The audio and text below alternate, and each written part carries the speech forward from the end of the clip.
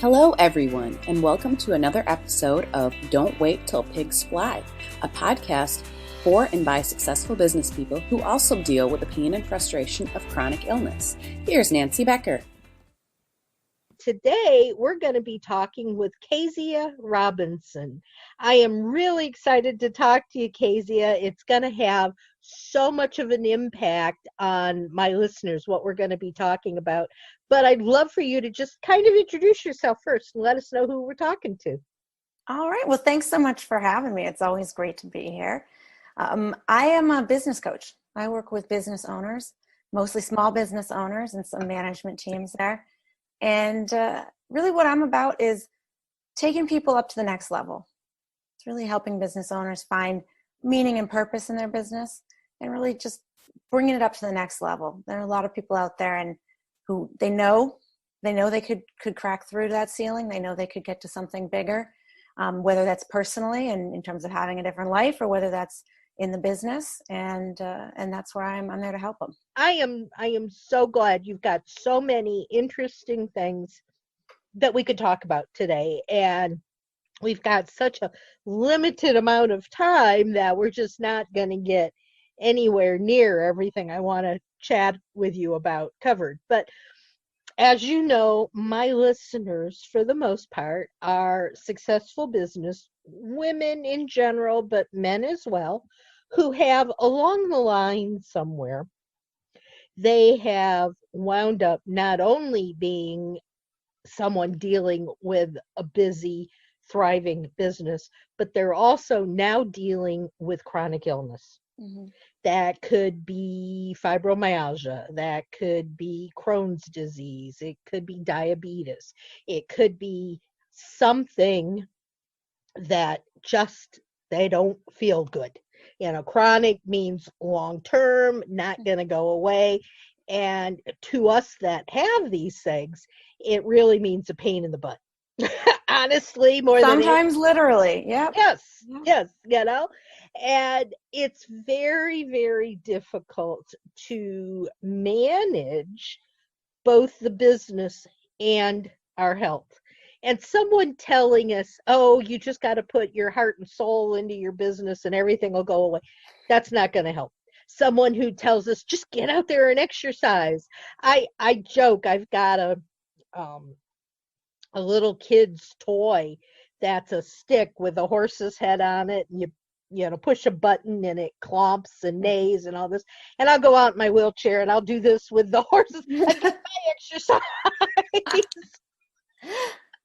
You know, but one of the biggest things that we deal with is energy. Mm-hmm.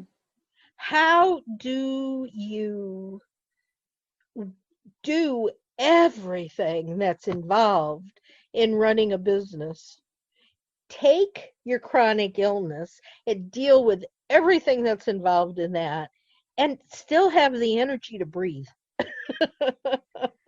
Yeah, literally. And I find that's, you brought up a good point, which there's a lot of focus on these kind of quick solutions or, you know, there's 2 steps to success. And I really look at it as there's some core principles, and energy is a great one that you brought up.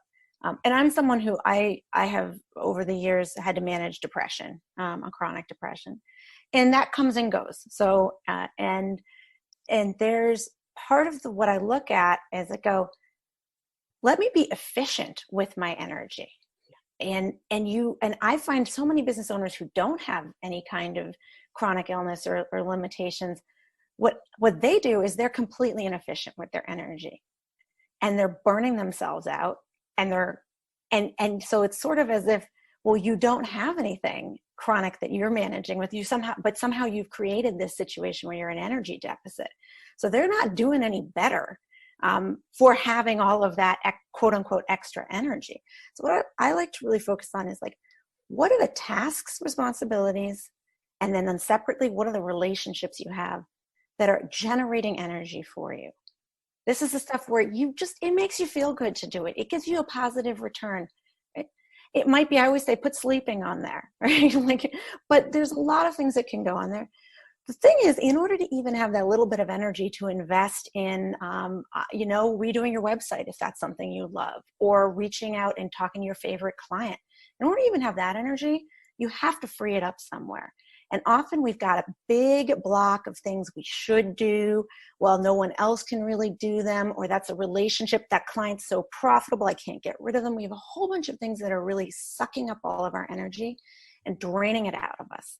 And so the big thing that I like to do with people is like map that out. Let's look at how much energy you're putting in and how much you get back, and not make it complicated. Map it out, and then we'll go straight into that box of the things that are draining the energy out of you and break down what it is. Often people don't want to delegate. So we got to talk about, why don't you want to delegate?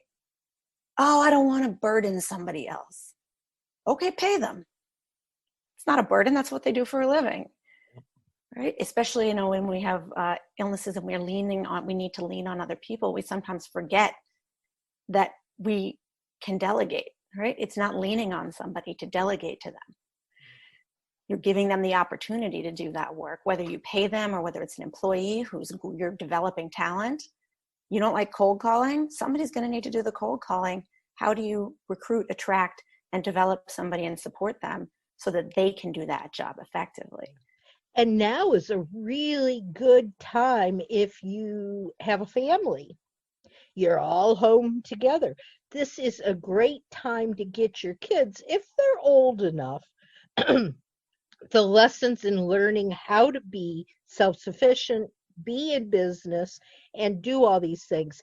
Get them to do some of the work, right? And pay them for it. And it's a twofer. It helps you, and it helps them learn responsibility and those kinds of things. And one thing that's interesting you said, because it's totally true, is you said, like, if they're old enough. But one thing I say is, a lot of times when people they say, oh my God, my kid likes to help me clean, but they make more mess than they create. So I tell them not to do it. And it's a little bit like that in your business too. Yeah. Instead, it's like, okay, let's reward the effort. Let's focus on, I always say, what's the acceptable error rate? What you're trying to do is show them what good enough looks like. Your 4-year-old's not going to get on that stool and wash their dish and put it in as well as you're going to do it. Right?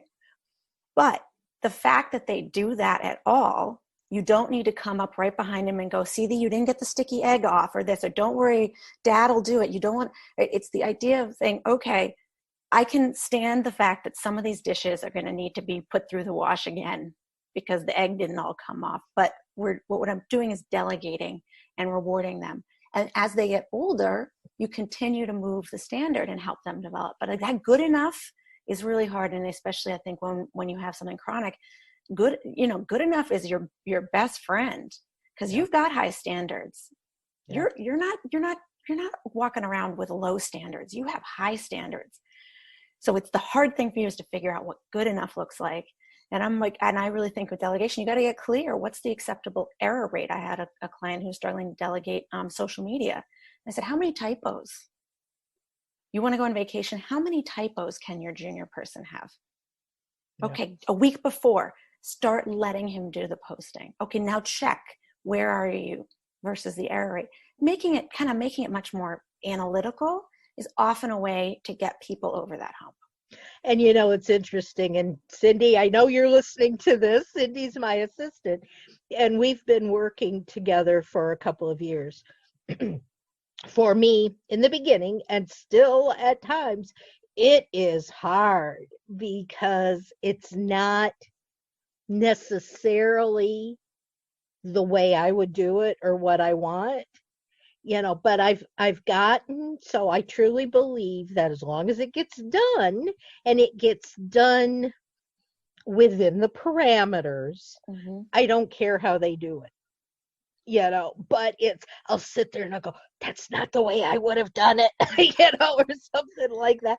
And I'm going, hey, it got done right. Just chill and let it go, and be thankful that you've got someone there doing it for you. And Cindy, I love you. You know that.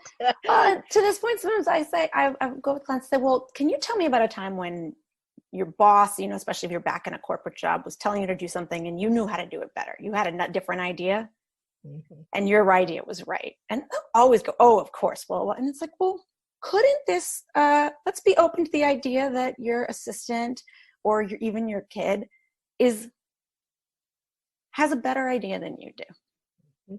Let them run with it a bit. Yep. Okay. If it's not a good idea, then they'll be much more likely to come back. If you've kind of let them run and just determine that this isn't the best way to do it, then if you go, well, that's not the right way to do it from the start. Absolutely. Yeah. And I want to jump back for a second. This is great conversation, but something that we were talking about with finding the energy. Yeah. One of the things that I tell my clients is to keep track of what they do on a regular basis for a week. Yeah. And then go back and look at that form, whether it's an Excel spreadsheet, if it's just something you've written down, whatever. Go back and look at it. And while you're keeping track of what you're doing, also keep track of how you're feeling. Mm-hmm. And then you can sort of match what takes the most energy when I have the most energy. For me, I know I could get up and go from 5 o'clock in the morning until about 1 o'clock in the afternoon. And then I'm toast. Yeah. And there's nothing I can do that's going to be worthy of letting anybody else see, from like 1 to 4, and I'll take a nap or I'll sit back and I'll watch some television and I'll do some. Then about 4 o'clock, I've got some more energy and I can work again for another couple of hours. But if I try to push through from that 1 to 4, and there are times like today I have to do that, my brain gets foggy. I go, I'm not remembering this. I'm not using the right words. And so I've learned to try, if there's something that's very important, to do it early in the morning. Mm-hmm. If there's something that, like I could sit and knit, if I could knit, I could sit and knit from 1 to 4, and it doesn't matter if I make mistakes because I could unravel it, do it over again. Yeah. I think it's that being kind to yourself, right? Understanding you have infinite potential, but how that's going to show up varies, right? So being kind to yourself about things and being, like you said, self-aware about, hey, I'm going to hit an energy dead zone here. What are some restorative activities? And one of the things is to say, hey, maybe in the morning, a lot of times people start, so sometimes you need to don't do anything draining from the get-go, right? Give yourself, so don't look at the news. A lot of times, unless that's relevant to your job, which people will think it is, but try not looking at the news for a couple of days and you'll be stunned how much it doesn't matter, because 4 days it'll be the exact same news. They'll go back, up, down. The market goes up, down, left, right, and then you come back and you're in the same place. So one of the things I try to say is, like, don't drain the energy first up. So don't do something. In fact, I'm really big on, like, don't do anything that's a negative energy. That's a bad idea. But what you're talking about more is the challenging. Mm-hmm. It's the stuff that it takes a lot of energy to put in. It's still rewarding, right? It's still something that is, enjoyable, but it takes work to put it in. And so there's something about those things, you want to think about. If you have drains, I really think that people believe, and I got this, and they'll always blame it on the industry. They'll blame it on whatever, that you got to put up with bad clients. You have to put up with bad employee relationships. You're going to put up with tasks and responsibilities that suck the life out of you. If you think that, then you'll never make a change. If you step back and go, I am absolutely entitled and capable of creating value, doing the work that is the highest and best use of my time. I'm absolutely entitled to great clients so I can provide them supreme service, right? If you start to come out with that, and that's one of the reasons I do these exercises, to who is this bad client? Tell me about them. Let's really get clear about what's not working. Now let's get clear about what a good client looks like. I love it. And having questions, write the questions out. I'm like, this is not an intellectual exercise. You can start asking questions tomorrow of new people coming in, and you can start telling people, if you're looking for clients, you can start to tell other people, hey, this is what I want. This is who I want to do business with. Yeah.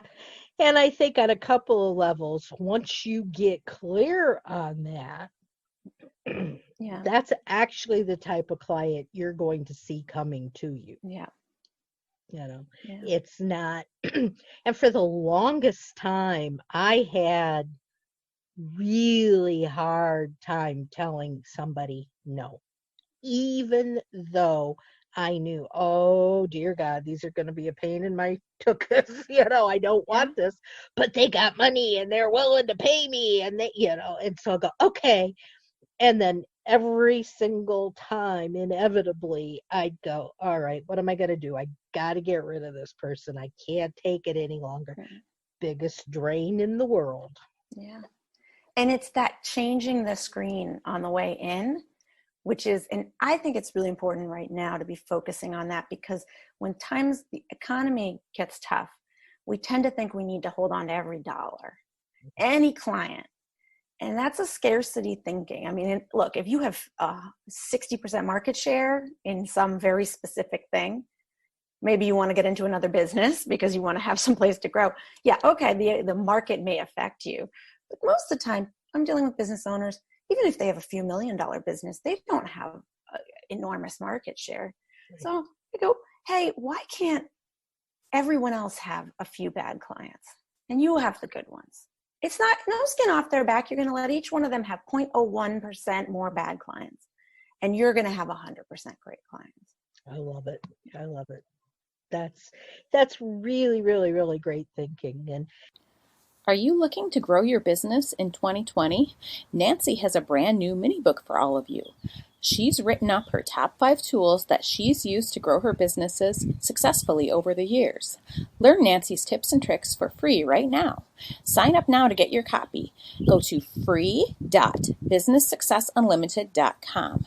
That's free.businesssuccessunlimited.com. Get yours today. I know that when we talked earlier, we talked about several different exercises and things that we can do to up our energy. Yeah. Why don't you share some of that with us? Well, I think the biggest one is to free it up first, is to get that. And I look at a lot, it's like this mapping out. To your point, you're collecting all this information. So that's great. So if somebody came to me with that, I mean, it'd be wonderful. Usually they're like opening their calendar and going through something and going, who did I talk to in the last month? But if you're coming in with all that information, it's really fantastic, because it's easy to just visually put it out there. And one of the big things is don't hem and haw. Do you get energy out of it or not? People will say, well, it's sort of, then I said, put it in negative, okay? Maybe slightly negative, but we know when something is energizing to us. So really be clear about those. And then the big one is with relationships. They say, it's not the person, it's the relationship. So when you look at that, one of the ways you can free up energy really easily and kind of build energy is by even just separating it and going, hey, it takes 2 to tango. And this person's not going to change. So if I want this relationship to change, I'm going to have to do something, whether that's firing my client, whether that's, you can't fire your family necessarily, but you can change how you engage with them. So there's so much work to be done there. Usually if you engage in exercise, what happens is as you go, you start to remember, oh, that friend of mine. We can't remember the people who are energizing to us, right? Because it's free. It's like free. So you start to remember. And what I'll have people do is I said, let's take one of these relationships or one of these tests. Let's not boil it. Just take one. Let's eliminate it. And let's talk about what you want to put in its place. Because that energy wants to go somewhere. I have a client where it was sleeping. We went on an 8-hour sleep for a week. She was going to try out 8 hours of sleeping because she started saying, well, I can't have it. I don't really need 8 and blah, blah, blah. And I was like, no, in your goal statement, you said you want 8, so let's try out 8. And let's make that a habit. So there's a lot of that about like, let's take something off, and then what do you want to put in? And if you have that sense of what you want to put in, it's a lot easier to take it off. And then as the coach, I'm here to kind of make you commit to doing that other thing, right? Because then otherwise that free energy is going to start going back down the drain, right? You're going to find a way to burn it off.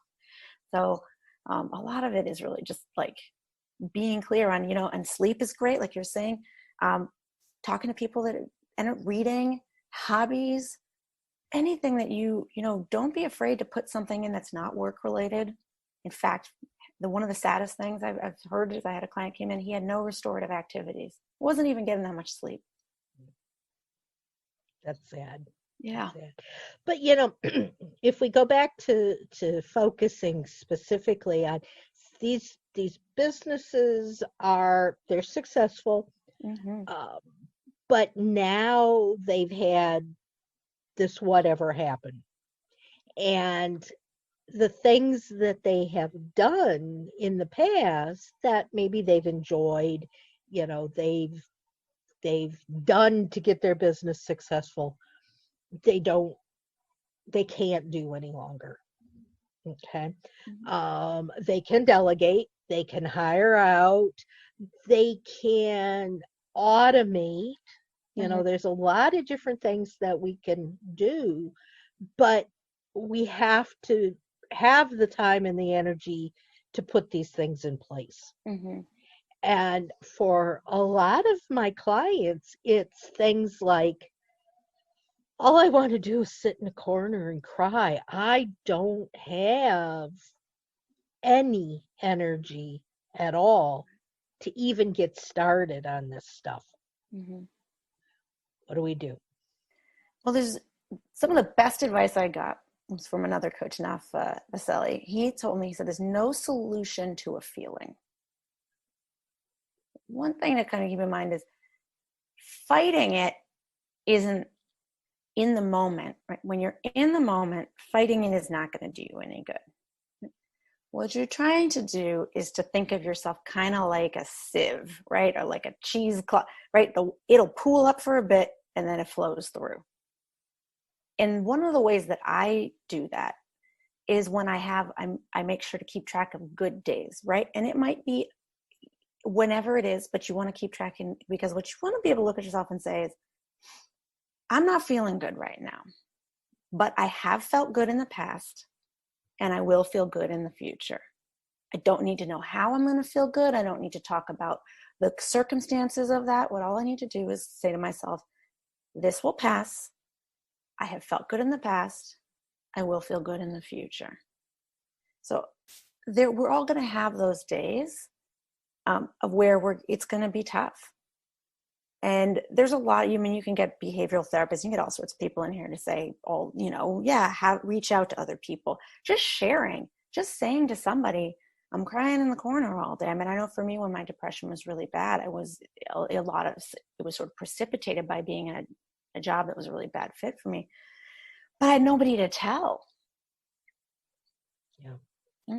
And so when you free up, when you start to look at it and go, all right, let me just pick one thing I'm going to take off. Sometimes maybe the thing that's draining you is putting on a good face every day. Not your makeup, but putting on a good face. That's the draining thing. Is God, I have to be chipper. I have to prop everybody up. That's the thing that's just, okay, stop doing it. It's not going to be easy, but what can you put in? Oh, what I could put in there is a little quiet time, right? What I could put in there is sharing myself, right? And being authentic, or getting a therapist and having somebody to talk to. But again, you got to free a little energy up in order to have something to invest. And I think, being devil's advocate on this one, because I actually agree with you, but some of the things that I've heard is, and I've heard people tell them to me, I'm very open. I'm very honest about what has happened to me, about my feelings, about the things that are going on around me, and I'm told, oh, you can't talk about things like that. Don't say those things. If people know that you have a fuzzy brain and short-term memory loss, they're not going to want to work with you, because they're going to think that you're not going to be able to do your best for them, and they're going to go, and I'm going, baloney. Well, that gets to this idea of who you want to do business with, and where's the value you create. So if the value that you create is having perfect short-term memory, if that's the job and you're selling yourself as somebody, and the value that the other people get from you is you having perfect short-term memory, well, yeah, sure, that's right. But you should be telling them anyway, because you're not going to be doing the job very well, right? If they're expecting you to be able to repeat back the phone numbers they just told you all day long, you're not going to be doing your job very well. You should tell them, and you should stop doing that job. The more clear we are in where we create value and for whom, then it becomes then the thing that you're saying, it's not even a limitation. It's like, I mean, I don't play professional basketball, so I can tell you I'm 5'3". Who cares? You're not asking me to reach the tall shelf without a stool. Yeah. Okay? So some of it's about that, is more about, you say, where's the value I create? All right, well, maybe I do need a caveat, which is if you call me between, I'm offline between these hours, or I can't physically come to your site, so I do digital whatever, right? Mm-hmm. But you're still creating the same value. So it's not, and if a client cares that much about you not being able to climb 6 flights of stairs, well, they can go to somebody else.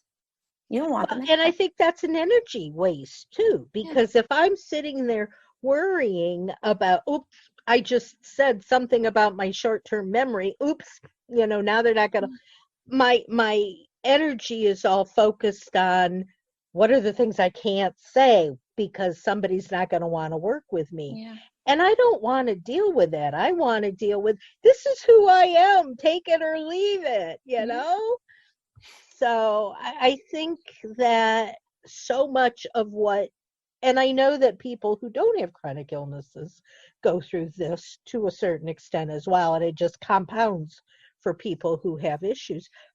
But I think if we focus on all of the negativity that we've been talking about, we're never going to get anything done. Yeah.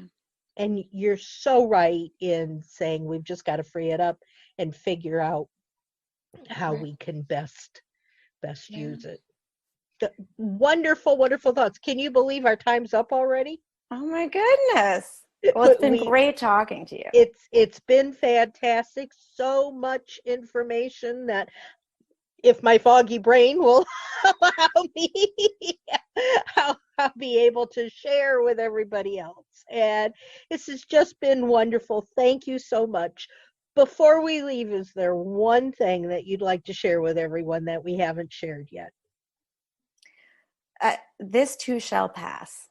Wherever you are, whatever's going on, this moment that you're having, good, bad, indifferent, this will pass. Wonderful thought.